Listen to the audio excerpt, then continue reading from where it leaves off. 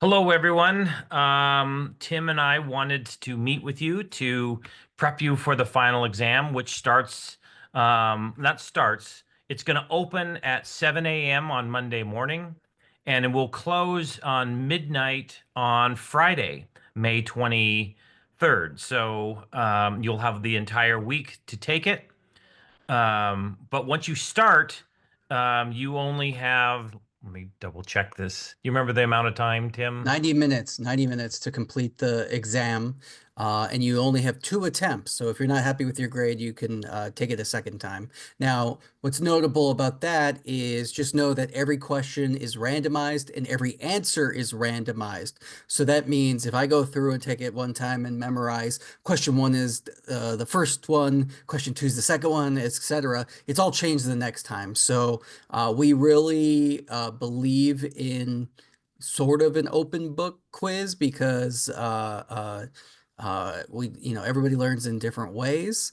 Just know that when you take the quiz, you really can't have any other windows opened on your things, but it doesn't mean you can't have other devices that might have information. And if you want to spend your time looking up the information, that's a valid way to assess a student as well. So knowledge base.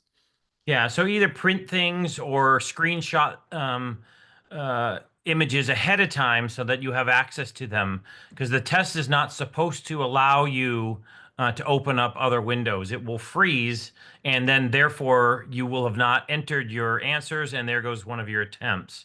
So we recommend that if you want to have some materials with you to help you take the test, you prep for that ahead of time and either print or screenshot them so you can look at them during the test.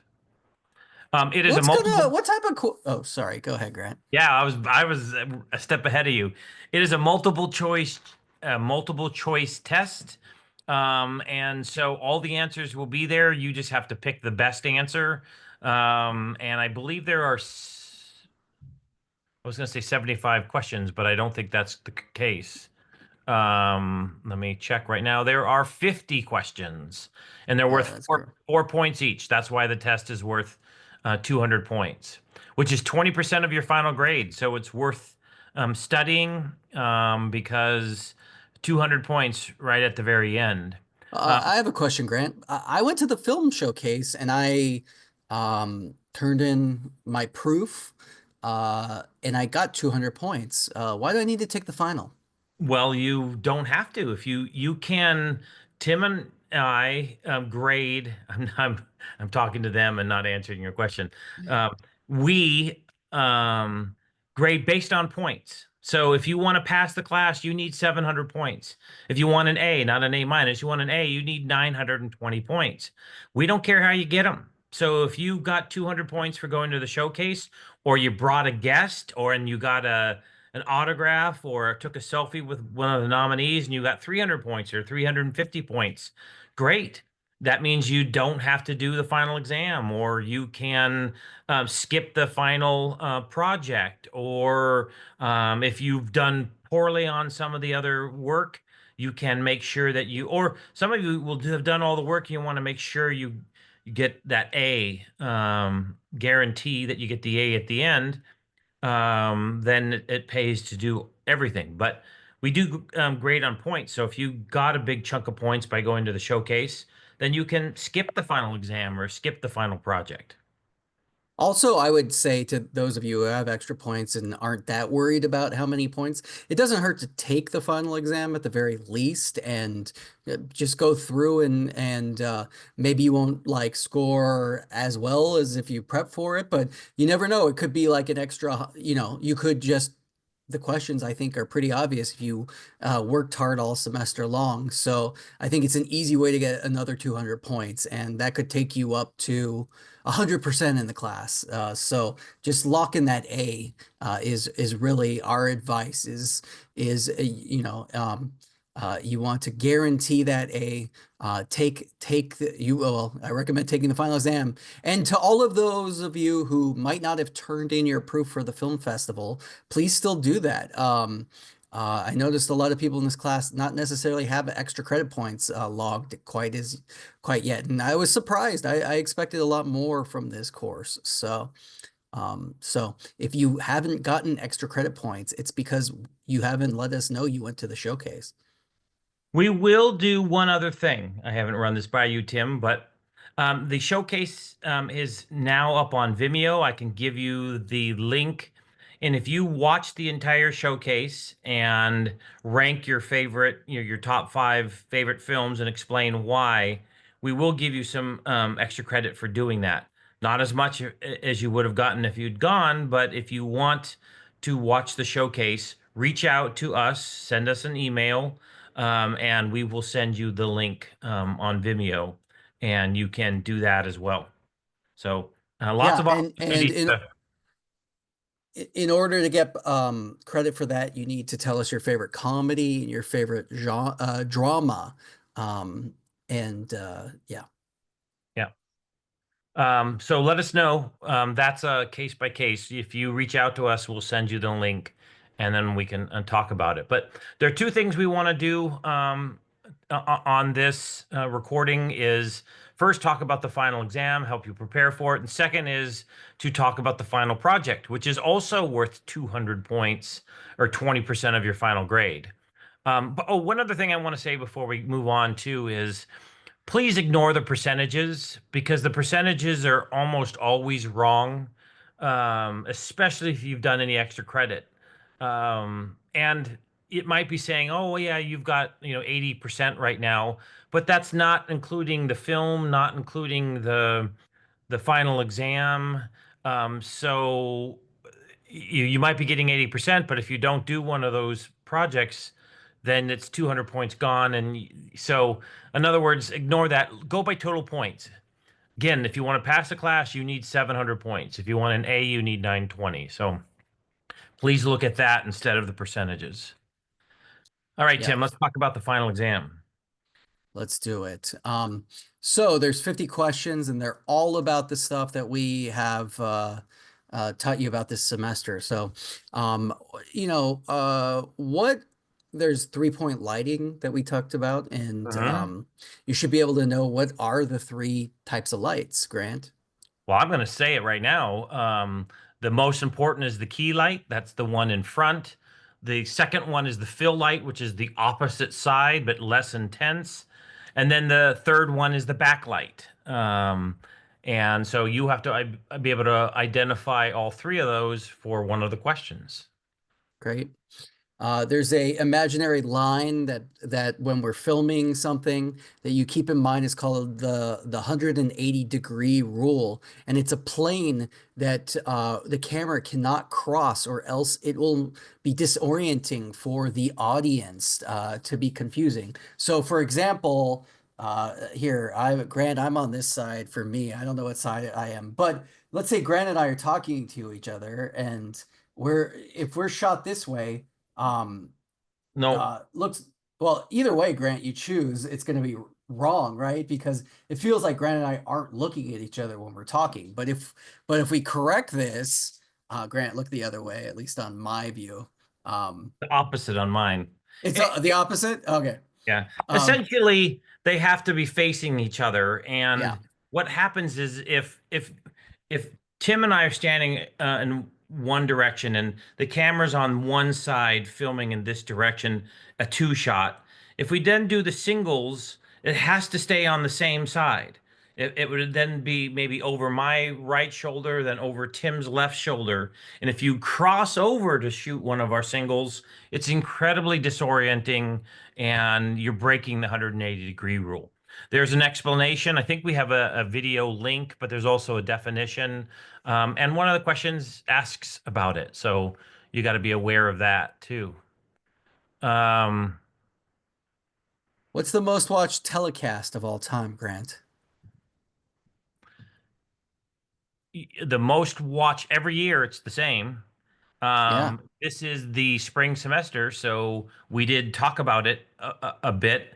It's the Super yep, Bowl. yep. It's over 100 million viewers, and this year, The last 2 years, I think, has started to grow because there were a few years where it shrunk, but now it's growing again. But 100 million or plus viewers is a lot, and that's why they pay so much to run advertisements during the Super Bowl because there are a lot of guaranteed viewers. So We, that there's a question on that. We have questions that deal with things that we have assigned you to watch. For example, one question asks you to name which one of these were not an option to watch for the documentaries. And I'll tell you right now, just by looking at the titles, it's the one that's not a documentary. So you should know which ones are documentaries and the one that's not a documentary.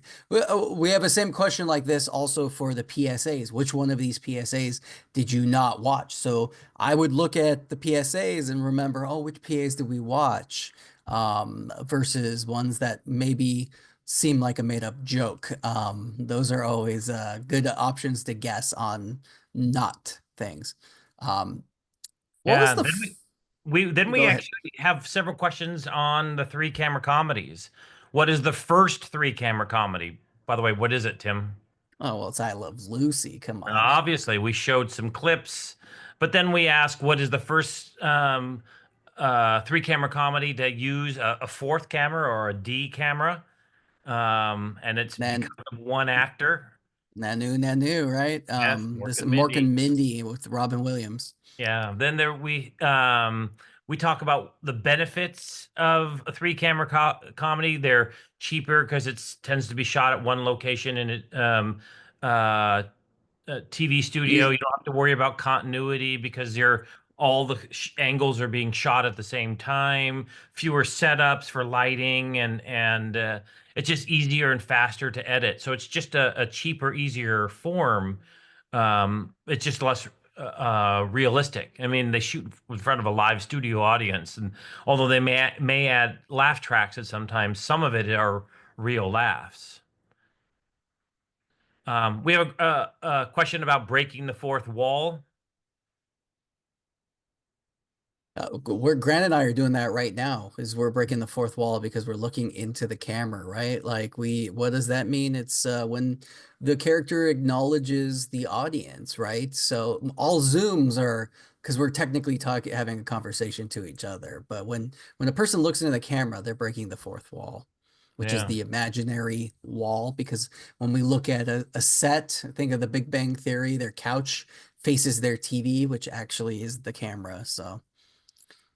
Then we'll ask questions, for example, like which is not a three camera comedy. And when we do that, we tend to pick a single camera comedy to throw in there. So and the options we give are all the ones that we showed Yeah. uh, on the weeks that we had. So uh, A good easy way to remember that is if it's a three camera comedy where the shows primarily take place in the same locations every week.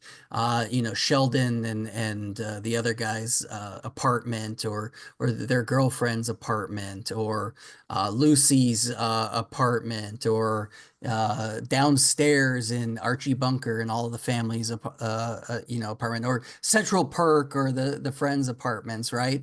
When we have a show that can go to multiple places and such as like the Office had. Not only were they at the office the whole time, but we were able to go in any place in the office. They could go off site and they could film all of those confessionals that were like a reality show. yeah, and it's funny you said confessionals. We often talk about talking head shots, and that is a question on the test. Just like we said, which is not a three camera comedy. We also have some questions. What is not a single camera comedy? And so you'll need to know the examples that we gave. And then you're the big animated guy. So what are some of the questions we're going to ask about animation, Tim? Like, what was the first traditional animated film that was like that really cool black and white silent one? Phantasmagory. What was the first animated film with sync sound? Well, we see that at the start of most Disney movies. That's Steamboat Willie, right, with Mickey Mouse whistling. Um, what was the first animated show on television? Um, uh, Hey. hmm? Oh, I was just Sorry. the answer.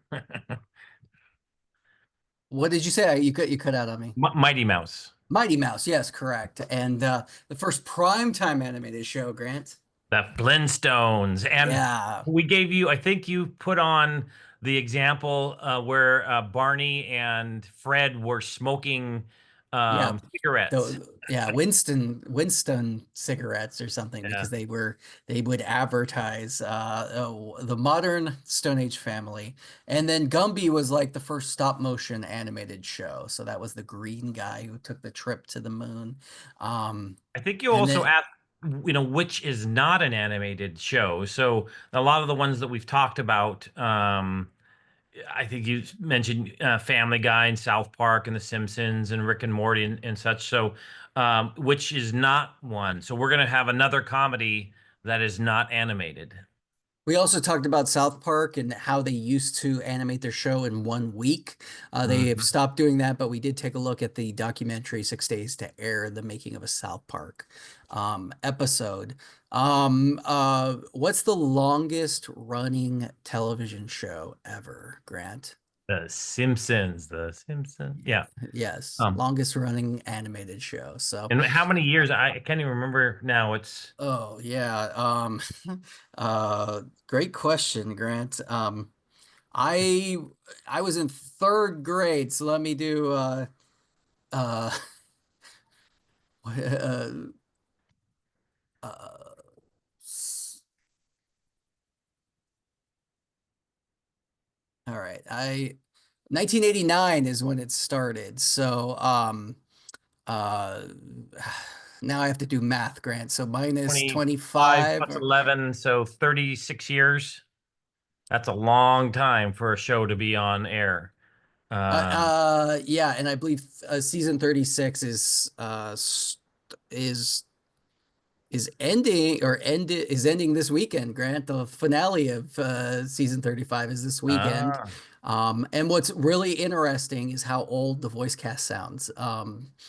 They've just reached a point where cast members are dying. So we'll see if they continue. I know been renewed for 2 more seasons, but if you listen to Hank Azaria or well, Hank Azaria sounds pretty young, but his Harry Shearer's character sound real old if you listen to the new clips versus the originals. So Mr. yeah. Burns and Smithers and Flanders are all sounding pretty old.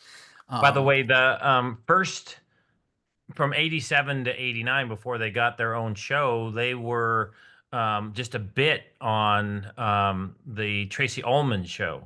Yeah, they Uh, were like animated segues in between skits. So yeah. that's where they got their start.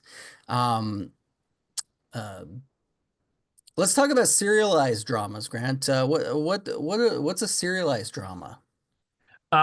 It's when the plot and character development goes from episode to episode, and so there is a character arc or story arc throughout the season, where and really it was the advent of the VCR, and a lot of you probably don't even know what a VCR was, but it was a way to record shows. But that really changed things because people could miss a show and then come back and watch it.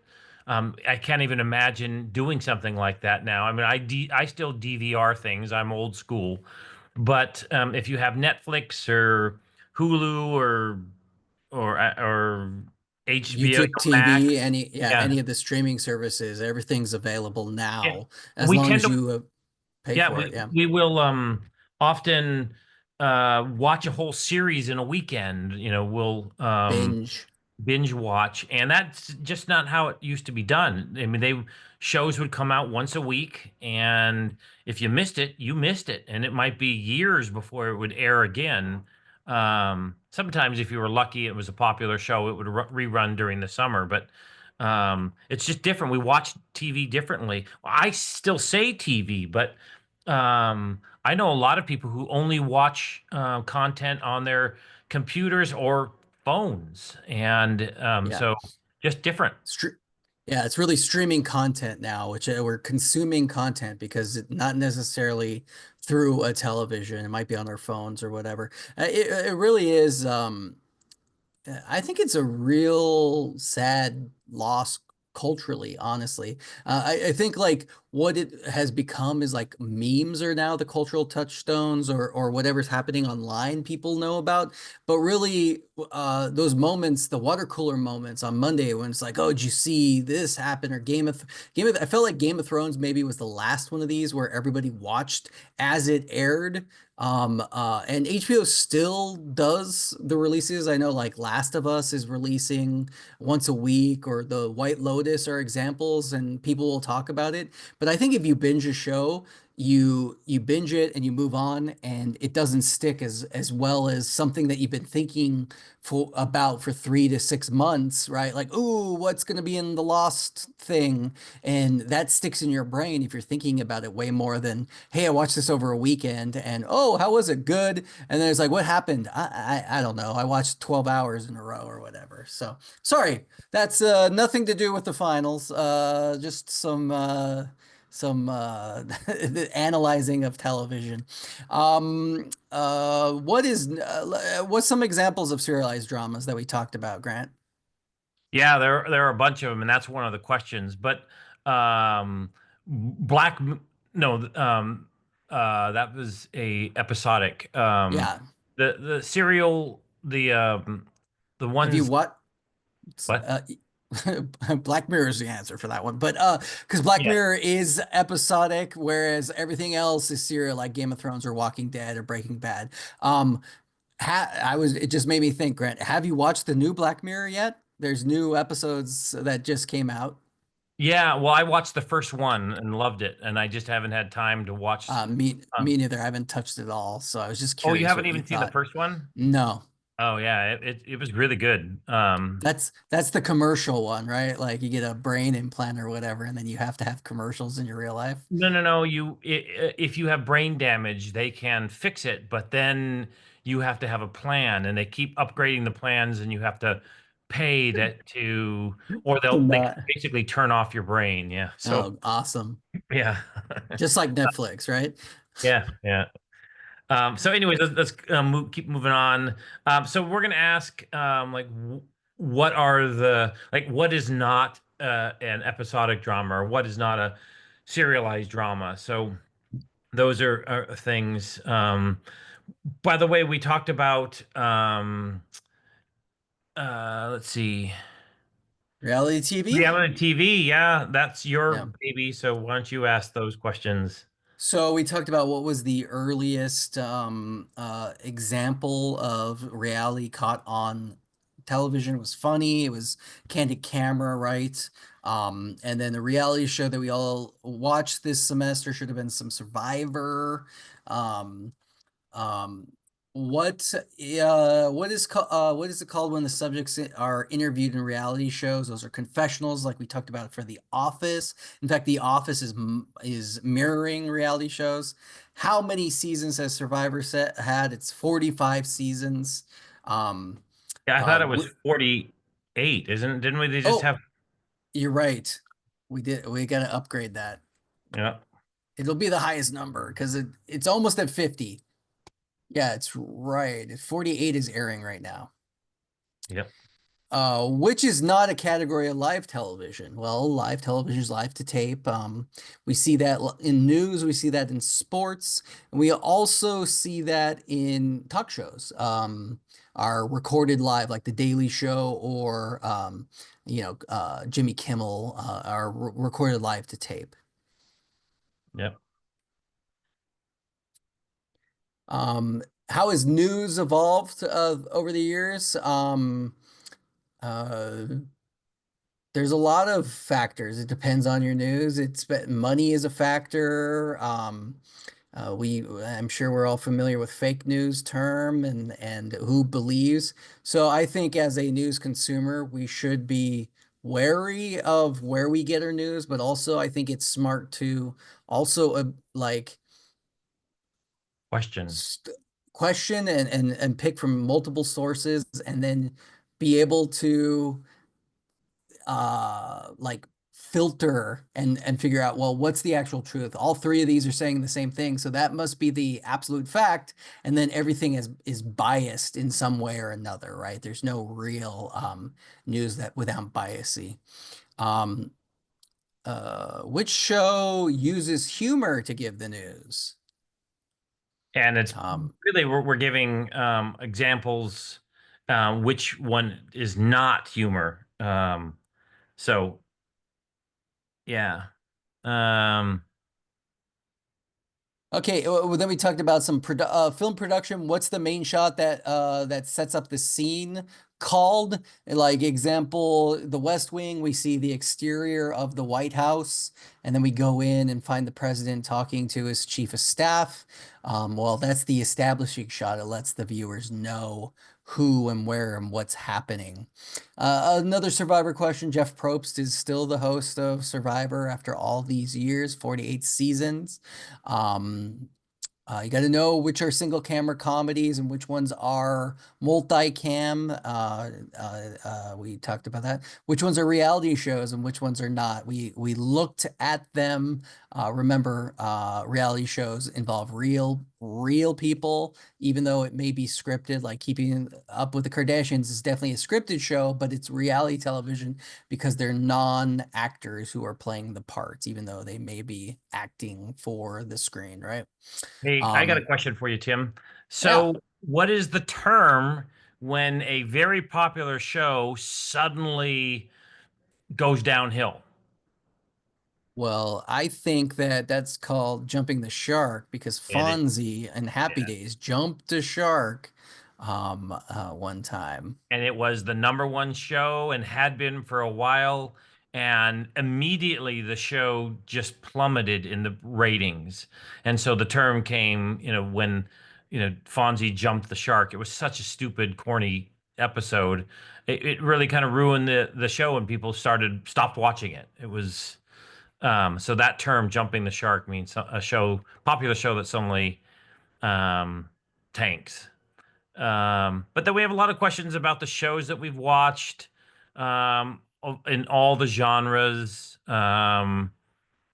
Uh, One of the questions for animation is what is the name of the company that produced shows like Scooby-Doo and the Jetsons and the Flintstones and um, Hanna-Barbera, of course, yeah, which was one of the main animated television show forces, and we wouldn't have Scooby-Doo without them, yeah. of course.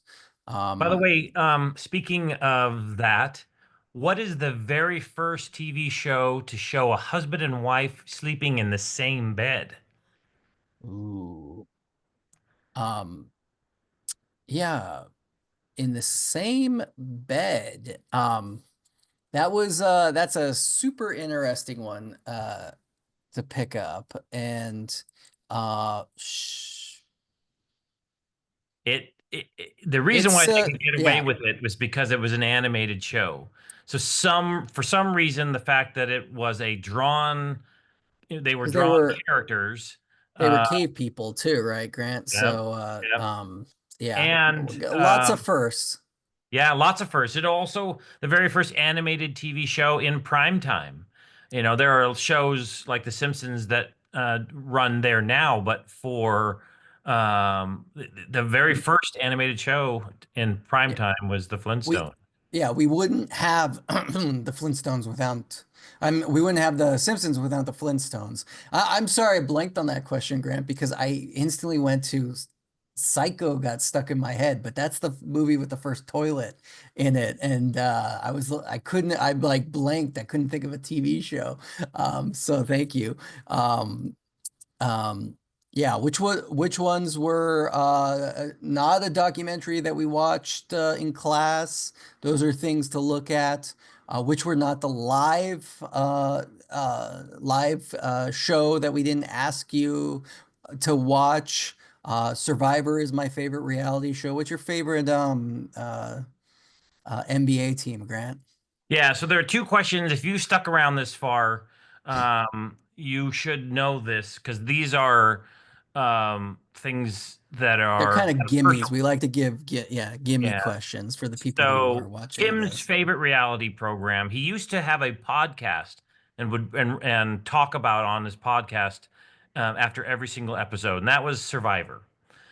For me, my favorite NBA team, I'm missing the game. I'm not going to miss it because I'm recording it, but I love the Warriors, and I'm hoping that they can get a win tonight and continue the series. So those are two freebies. If you can remember Survivor for Tim and the Warriors for me, there are 8 points right there. So it pays to pay attention to And our recording. our thing that basically gave you all the answers to the quizzes too. So, Yeah. always surprised. You can always tell who watches this, Grant, and who doesn't because based off of their scores. So, Yeah. Real quickly, that's our review for the final. Um, you do also have your final project to do. And although Tim and I said you can do it on anything, any genre, any style, anything at all, um, we did give you the film without words examples. Now there are a lot of them on the class, but that's real nice. If you're going to shoot with your phone, for example, you don't have to worry about audio because the audio in the um, smartphones isn't always so great, but the cameras often are really great. So if you want to shoot a horror film or silent film, you can, or just shoot it in a way where your characters don't speak. That is a great. Tim and I love getting those films. We think and they're and wonderful. And silent films might not have any dialogue or speaking, but they definitely have audio. So at the very least, you could put music on it and make it kind of a music video would work also. We'd also recommend that you think about filming this over the weekend, using the time because filmmaking and story making does take a lot longer than you expect. And then the editing process. So, You have uh, you have gotten some experience by doing the PSA, and we want them we want you to share them with us the same way is when you're done filming it and editing it, we want you to upload it to YouTube and then share the link with us. So that's how we'll watch it.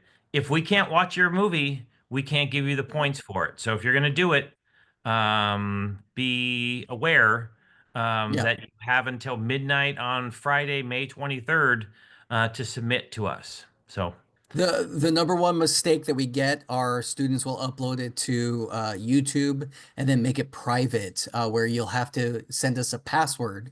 But I recommend if you want to put it on YouTube, uh, make it public because what if you go viral and you're make money off of it. But if you want to, you can put on YouTube and make it unlisted, and that means people can't search and find it. So give us unlisted, don't give us private. But at the very least, make it public. The and worst then case scenario is you take it you become down after the class is over. If you after it's graded. yeah yeah. So anyways, those are things that we wanted to cover. The class ends a week from Friday. But if you have any questions for us, don't hesitate to email us. If you want us to see a version of your film and get feedback first, we're both happy to watch and give you feedback. Or if you want help with your grade, I'm in my office for hours. But Tim and I teach some other classes together and are on campus together. So reach out to me and I will tell you times if you want to meet with us in person or on Zoom. So, Uh, anyways, if we don't get to talk to you beforehand, good luck on the final exam. And I can't wait to see your movies. Absolutely. The other thing is we will grade any missed work up until the end of May 23rd. Grant is we can't accept any more work after that.